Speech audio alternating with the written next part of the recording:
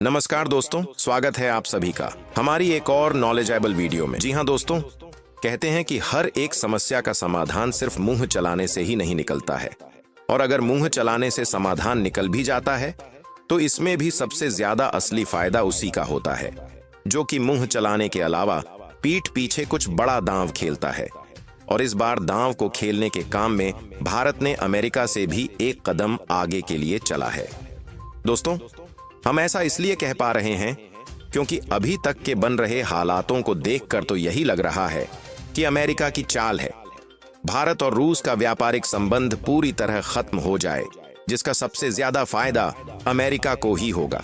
और यही कारण है कि जब भारत के राष्ट्रीय सुरक्षा सलाहकार अजीत डोभाल जी जैसे ही रूस गए, वैसे ही अब खबर आ रही है कि अमेरिका ने 25% की और एडिशनल टैरिफ को भारत के ऊपर बढ़ा दिया है। और अब भारत ऊपर लगाई गई अमेरिका टोटल टैरिफ बढ़कर 50% हो गई है। लेकिन भारत पर इन सब चीजों का कोई भी असर नहीं पड़ा है और भारत ने एक नया दांव चलना शुरू कर दिया है। और भारत के इस दांव का सबसे बड़ा मोहरा है नाइजीरिया, जो कि भारत के लिए पश्चिम अफ्रीका का एक बहुत ही महत्वपूर्ण देश है। और एक महत्वपूर्ण खबर निकलकर सामने आ रही है कि सितंबर महीने के लिए आईओसी यानी कि इंडियन ऑयल कॉरपोरेशन ने नाइजीरिया से अपने लिए क्रूड ऑयल यानी कि कच्चे तेल को परचेज कर लिया है। हालांकि इसका मतलब यह नहीं है कि भारत ने रूस से तेल लेना बंद कर दिया, बल्कि असली खेल तो यहीं से शुरू होता है। अब आप सोच रहे होंगे कि आखिरकार यह कौन सी नई बात है और यह कैसे बहुत बड़ी खबर है। तो दोस्तों, आपको बता दें कि इसमें वह बात छिपी है जिस पर किसी की भी नजर आसानी से नहीं जा सकती है, और उन्हीं बातों को हम आपको इस वीडियो में आगे बताने वाले हैं।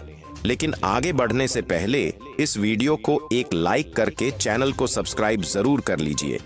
ऐसी ही मजेदार जानकारी पाते रहने के लिए तो दोस्तों, देखा जाए तो अमेरिका ने भारत के खिलाफ अपना एक और स्टेप आगे बढ़ा दिया है, क्योंकि आज से ही जहां 25% की टैरिफ भारत पर अप्लाई होना शुरू हो गई है, तो वहीं अमेरिकी ट्रंप ने गुस्से में आकर 25% और एडिशनल टैरिफ लगाने का ऐलान कर दिया है, जो कि इसी अगस्त के अंत तक वह भी लागू हो जाएगी। यानी अभी तक तो भारत के जो सामान अमेरिका में भेजे जाते थे वह 25% ही महंगे होने वाले थे, लेकिन अब वह अमेरिकी मार्केट में 50% महंगे बिकेंगे।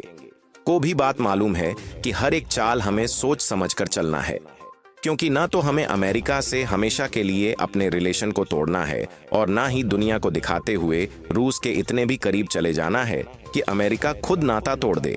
इसलिए भारत अब पावर इनबैलेंसिंग का गेम खेल रहा है, जिसके साथ हमारी गहरी दोस्ती है वह तो बनी रहेगी, और जो दुश्मनी करने चला है वह भी घुल मिलकर दोस्त ही बना रह जाए। अब यह कैसे हो रहा है, इसे समझने के लिए आप हमारी बातों पर ध्यान दीजिए। भारत पर जो इतनी ज्यादा टैरिफ लग रही है वो अमेरिका के द्वारा किसी भी देश पर लगाई गई one of the highest tariff है। और भारत पर इतनी ज्यादा टैरिफ लगने का मेन रीजन यही है कि भारत अभी तक अमेरिका के दबाव में नहीं आया है और ना ही अमेरिका की किसी भी शर्तों को जबरदस्ती मानकर उनके साथ समझौता किया है, बल्कि भारत तो धकाधक रूस से कच्चे तेल की सप्लाई ले रहा है। और इसी तेल की सप्लाई लेने के कारण ही भारत को अमेरिका के द्वारा खुलकर टारगेट किया जा रहा है, क्योंकि जो भारत आज स्वतंत्र कूटनीति को लेकर चलता है, और इस भारत को अमेरिका अगर झुकाने में किसी ना किसी तरीके से कामयाब हो गया तो डर के कारण कोई भी देश रूस से नजदीकियां नहीं बढ़ाएगा। और भारत नहीं रुका तो भारत के पीछे पीछे और भी देश रूस के साथ लगे रहेंगे, क्योंकि पहले सिर्फ तेल की सप्लाई तक बात सीमित थी, लेकिन अब भारत और चीन तीनों मिलकर ब्रिक्स को एक नए लेवल पर खड़ा कर चुके हैं। और उनकी महत्वपूर्णता इस हद तक पहुंच चुकी है कि नाटो तक के देश नाटो जैसी बड़े सैन्य संगठन को छोड़कर ब्रिक्स जैसे संगठन का मेंबर बनना चाहते हैं। फिलहाल इसी बीच भारत अफ्रीका को भी अपने लिए नए मोर्चे पर खड़ा कर रहा है, जिसका पहला कदम आगे बढ़ा दिया गया है कि आईओसी यानी कि इंडियन ऑयल कॉरपोरेशन ने अफ्रीकी देश नाइजीरिया के साथ एक बड़ी डील फाइनलाइज कर लिया है, जिसके मुताबिक आने वाली सितंबर महीने में नाइजीरिया इंडियन ऑयल को कच्चे तेल की सप्लाई करेगा। जी हाँ, व्यापारिक सूत्रों ने बुधवार को बताया कि भारत की शीर्ष रिफाइनर कंपनी ने सितंबर डिलीवरी के लिए नाइजीरिया से कच्चा तेल के 1 मिलियन बैरल खरीदे हैं। हालांकि कीमत तत्काल ज्ञात नहीं हो सकी। पिछले सप्ताह आईओसी ने सितंबर डिलीवरी के लिए निविदा के माध्यम से संयुक्त राज्य अमेरिका, कनाडा और मध्य पूर्व से 7 मिलियन बैरल कच्चा तेल खरीदा था, जबकि अमेरिकी राष्ट्रपति डोनाल्ड ट्रंप ने रूसी तेल की खरीद को लेकर देश की आलोचना तेज कर दी थी। लेकिन आपको भले ही लग रहा होगा कि भारत डर गया और इसी के कारण इंडियन ऑयल अब नाइजीरिया की ओर मुड़ रही है, तो इसका जवाब है भारत बिल्कुल भी डरा नहीं है, बल्कि यह भी भारत की कूटनीति का हिस्सा है। बल्कि रिपोर्ट तो साफ बयां कर रही है कि रूस से धकाधक तेल की सप्लाई भारत आ रही है और भारत के अलग अलग बंदरगाहों पर रूसी तेल डिलीवर किया जा रहा है, जहां हाल ही में मिलियंस ऑफ बैरल कच्चे तेल पिछले दिनों ही भारत में डिलीवर्ड किए गए। और ट्रंप कितनी भी धमकियां क्यों ना दे रहे हो, उनकी धमकियों को हवा में उड़ते हुए भारत के एनएसए डोभाल जी रूस पहुंचकर कई सारी डील फाइनलाइज कर रहे हैं, जिसमें ना सिर्फ S-400 डिफेंस सिस्टम को लेकर बातें आगे बढ़ाई जा रही है, बल्कि सुखोई 57 जैसे फाइटर जेट खरीदने की भी बातचीत आगे बढ़ने की खबर आ रही है। यही नहीं, बल्कि जिस तेल के एजेंडे को लेकर अमेरिका भारत पर दबाव बना रहा है, इस तेल एजेंडे को भी लेकर बातचीत होने की उम्मीद बताई जा रही है। और शायद आपको भी यह जानकारी होगी कि इंडिया टुडे की रिपोर्ट में कहा गया है कि अमेरिका चाहे कितनी भी टैरिफ क्यों ना लगा दी, भारत की इकोनॉमी पर इसका कोई असर पड़ेगा ही नहीं, क्योंकि अमेरिकी व्यापार बाधाओं से निर्यात पर केवल 1.87% और सकल घरेलू उत्पाद यानी जीडीपी पर 0.19% प्रभाव पाया गया है, जो कि भारत की इकोनॉमी के लिए कोई बहुत बड़ा झटका नहीं है, बल्कि भारत तो इसे आसानी से अब्जॉर्ब कर जाएगा। इसके अलावा जब नाइजीरिया से तेल लेने की बात हो रही है, तो मैं आपको यह बात क्लियर कर दूं कि नाइजीरिया भारत के लिए कोई नया देश नहीं है, बल्कि ऑलरेडी भारत और नाइजीरिया के बीच में एक बहुत ही बढ़िया डिप्लोमेटिक और व्यापारिक रिलेशन एस्टैब्लिश है। और 2021 से 22 में भारत और नाइजीरिया के बीच कुल व्यापार लगभग 14.95 अरब डॉलर तक पहुंच गया था, जिसमें भारत ने 4.66 अरब डॉलर का सामान नाइजीरिया को निर्यात किया, तो वहीं भारत ने 10.29 अरब डॉलर का आयात किया, जिसमें सबसे बड़ा हिस्सा कच्चे तेल का था।